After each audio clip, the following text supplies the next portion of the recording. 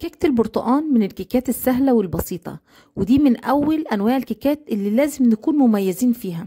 في الفيديو ده هنقول مع بعض كل التركات والتفاصيل المهمة لنجاح الكيكة، والمقادير المظبوطة اللي لازم تمشي عليها عشان توصلي لنتيجة ترضيكي. وكمان كيكة البرتقال من أجمل وأسهل الكيكات اللي لازم تكوني عندك خبرة ومعلومات بيها. وهننزل مع بعض بسلسلة كده من أنواع الكيكات اللي لازم تكوني عارفاها، وهتكون الموضوع ده سهل جدا معاكي. هتعملي كيكة بطريقة سهلة وبسيطة وتطلع معاكي ممتازة وناجحة. هنداوي كل المشاكل اللي ممكن تقابلك وانت بتعملي الكيكة. هنقول مع بعض كل التفاصيل والتريكات ان شاء الله في الفيديو، ولو عندكم اي استفسار يا ريت تكتبوا لي تحت في الكومنتات وهرد عليكم بعد الفيديو ان شاء الله. بتمنى لو اول مره تشوفوا قناتي تشتركوا في القناه وتفعلوا زر الجرس عشان يوصلكم كل جديد من فيديوهاتي. ويلا بينا نسمي الله ونبدا مع بعض الفيديو. السلام عليكم ورحمة الله وبركاته. ازيكم يا حبايب قلبي، عاملين ايه؟ يا رب تكونوا بخير. اهلا بكم معانا في فيديو جديد على قناتنا، قناة جرب وصفتي.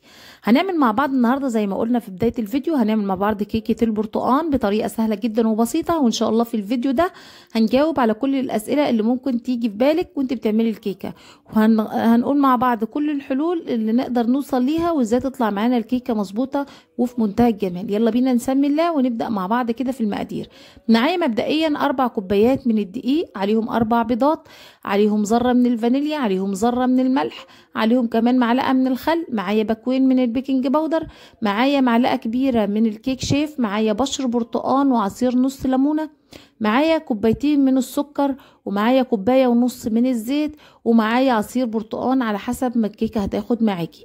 دي المقادير معانا. هسيب لكم المقادير في صندوق الوصف، صندوق الوصف في المثلث اللي تحت الفيديو جنب العنوان، هتضغطي عليه بيديكي المزيد، هتلاقي المكونات كلها موجودة فيه. هنعمل كده كيكة سهلة جدا وبسيطة كلها في الخلاط، بس لازم تمشي معايا بالتركات المهمة علشان تطلع معاكي الكيكة هشة وخفيفة وطرية وطعمها في منتهى الجمال، وازاي تطلع معاكي كمان مستوية وحلوة من جوه مش مكتومة زي ما انتم شايفين في بداية الفيديو. اول حاجة هبدأ بيها، هحط معايا في شفشق الخلاط يكون ناشف، هحط ال4 بيضات بذرة الملح بذرة الفانيليا بمعلقة من الخل، واضربهم كده خلط كويس جدا لحد لما يبقى لونهم ابيض بالشكل اللي انتم شايفينه. تاني حاجة هنزل بيها هي الكوباية ونص من الزيت، هنزل بيهم معايا في الخلاط على البيض، وهديهم برضو خلطة كويسة جدا زي ما انتوا شايفين كده لحد لما توصل معايا القوام هوريهولكم دلوقتي.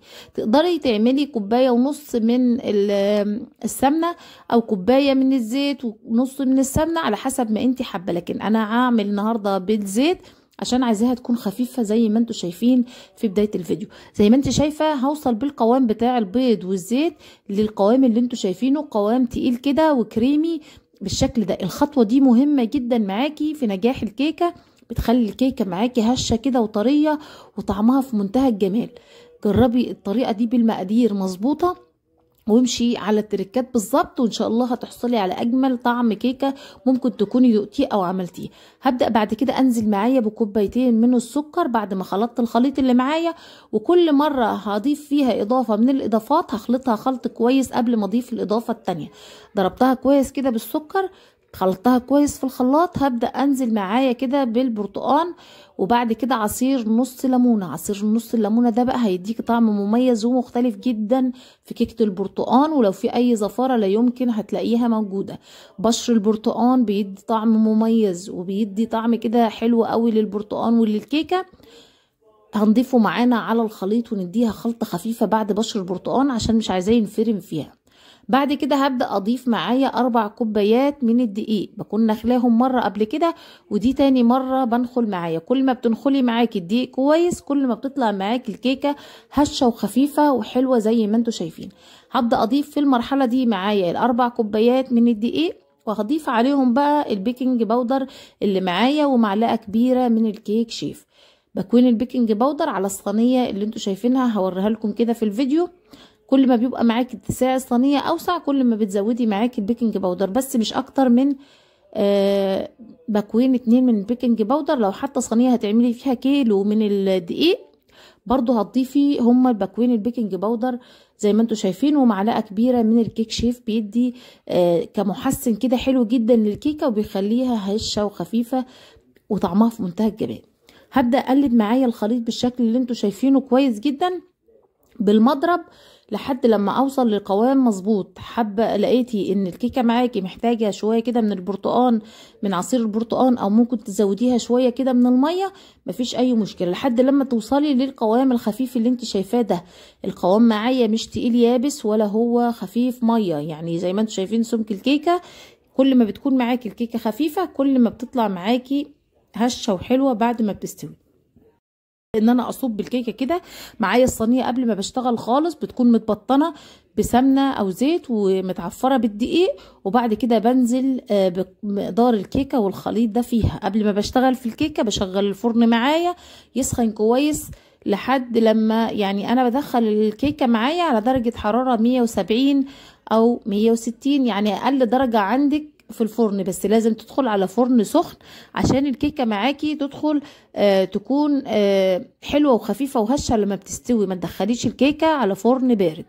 طيب انا بظبط معايا الفرن. لو فرن البوتاجاز بشغل الفرن من فوق ومن تحت لما الفرن يسخن معايا، وبعد كده بعمل على درجه حراره 170 او 160، يعني اقل درجه عندك، وبسيبها تهدى معايا. ممكن اطفي النار من فوق خالص ما شغلهاش لحد لما ترفع الكيكه معايا كويس. بعد لما الاقي الكيكه رفعت معايا كده وطلعت وعلت وبقت شكلها حلو كده ملت الصينيه، ببدا ان انا اشغل من فوق. لو محتاجه تشغيل من فوق بسيط خالص يدي وش من فوق، لكن ممكن سخونيه الفرن نفسها تديك اللون من غير ما تشغلي الشوايه من فوق. طب لو عندك في فرن العادي اللي هو فرن الغاز العادي، برضو بتهدي النار على اقل درجة خالص من الجناب ومن تحت لحد لما الكيكة بتعلى معاكي كويس. طب انا لو شغلت الفرن من فوق وبقت الكيكة اخدت وش من فوق قبل ما هي تستوي وتعلى معايا من تحت، هتلاقي الكيكة من جوه عجينة ومش مستوية وما عليتش معاكي وهتهبط معاكي. لازم من تحت الفرن الاول الكيكة تبقى تعلى من تحت الاول، وبعد كده تاخد الوش اللي فوق. بسوي الكيكه على درجه حراره هاديه يا جماعه. ما بتفتحيش الفرن اول نص ساعه علشان الكيكه معاكي ما بتهبطش، ولما بتفتحي الفرن بتفتحيه بالراحه عشان ما تدخليش هواء بارد مره واحده كده على الكيكه فتهبط معاكي. زي ما انتم شايفين الكيكه طالعه اسفنجيه ولونها زي ما انتم شايفين جميل، واخده لون موحد. كل الكيكه واخده اللون الموحد اللي انتم شايفينه ده علشان خاطر التسويه معايا مظبوطه. طيب ايه المشاكل اللي ممكن تواجهك في الكيكه تطلع معاكي نيه من جوه او عجين؟ بتبقى مشكله يا اما معاكي في البيكنج باودر، يا اما درجه حراره الفرن معاكي عاليه فاخدت لون من فوق وهي لسه عجينه من النص، يا اما حاجه كمان نسبه الدهون والدسم فيها عاليه. لما بتكون نسبه الزيت او الدهون اعلى من المقدار المظبوط بتخلي الكيكه معاكي تكون من نص عجينه ومن فوق مستويه ومن تحت مستويه. لو حابين وعندكم اي استفسار تاني حابين ان انتوا تسالوني فيه، اكتبوه لي تحت في الكومنتات وهجاوبكم وهرد عليكم. دي كانت نتيجه الكيكه معانا زي ما انتوا شايفين، هشه وخفيفه ويعني في منتهى الجمال زي النايتي كده، يعني طعمها حلو قوي. جربيها بالمقادير دي وامشي عليها بالتركات المظبوطه وان شاء الله توصلي لاجمل طعم ممكن تكون دقتيه في حياتك. دي كانت معانا وصفه كيكه البرتقال، بتمنى تكون عجبتكم. بتمنى لو عجبكم الفيديو ما تنسوش اللايك والاشتراك في القناه وتفعيل زر الجرس عشان يوصلكم كل جديد من فيديوهاتي. مستنيه كومنتاتكم وتعليقاتكم، ولو حابين او عندكم اي استفسار تكتبولي، ولو حابين نعمل وصفه مع بعض يا ريت تكتبولي تحت في الكومنتات وان شاء الله نعملها مع بعض. بشكركم والسلام عليكم ورحمه الله وبركاته.